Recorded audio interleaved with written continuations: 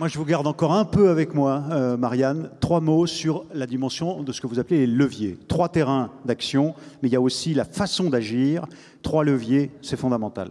Absolument, nous l'avons vu tout à l'heure, 3 leviers pour agir, pour réussir. Alors le premier, l'engagement des salariés, il passe par 2 dispositifs et pour répondre aux besoins des associations au-delà du soutien financier, mais aussi pour répondre au désir d'engagement des salariés, la Fondation propose justement 2 dispositifs et vous êtes nombreux dans la salle à vous être portés volontaires dans ces dispositifs et je voudrais vous saluer votre engagement aujourd'hui.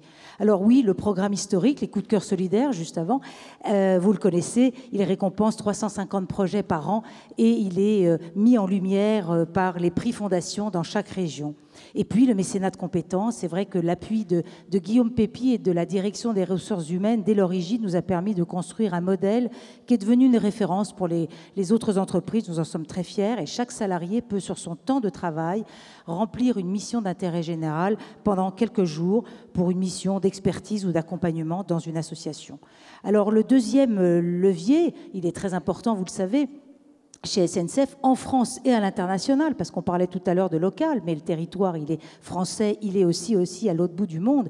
Le territoire, c'est l'échelle de l'activité du groupe, donc en France et à l'international. Le territoire, c'est aussi le périmètre d'action des associations. Ça tombe bien, et donc la Fondation SNCF s'appuie avec chance sur un réseau de correspondants ici présents, oui. Et nous leur devons beaucoup. Et puis le réseau s'est élargi, et on va en parler dans un instant voilà, avec absolument. Un de ses représentants. Et puis le troisième levier, la co-construction. Laissez-moi donner un petit exemple parce que c'est vrai que tout le monde en parle, mais la Fondation le met en pratique depuis plusieurs années. La co-construction multiplie les angles d'attaque, mutualise les ressources. Ça veut dire quoi, la co-construction, en fait ? Alors la co-construction, on va vous donner un exemple. Pour moi, c'est la meilleure réponse aux enjeux actuels. Alors un exemple unique en songeur pour l'illustrer, certains dans la salle y contribuent, c'est l'Alliance pour l'éducation. Pour prévenir l'échec scolaire, la Fondation SNCF, sous l'impulsion d'Adbical, participe avec 11 autres entreprises à cette Alliance pour l'éducation.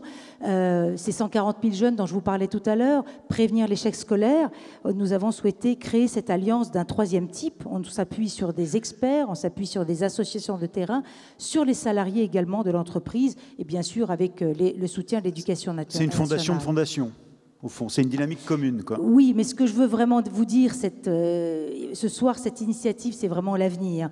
Elle répond à des problèmes complexes, on l'a vu tout à l'heure, l'éducation. Elle est exemplaire parce qu'elle met en avant une pratique où chaque entreprise s'efface au bénéfice du collectif pour servir une cause. Et je crois que ça, c'est la voie d'avenir. Je voudrais qu'à ce stade, tous ensemble, nous remercions Marianne pour l'ensemble de ses explications ce soir.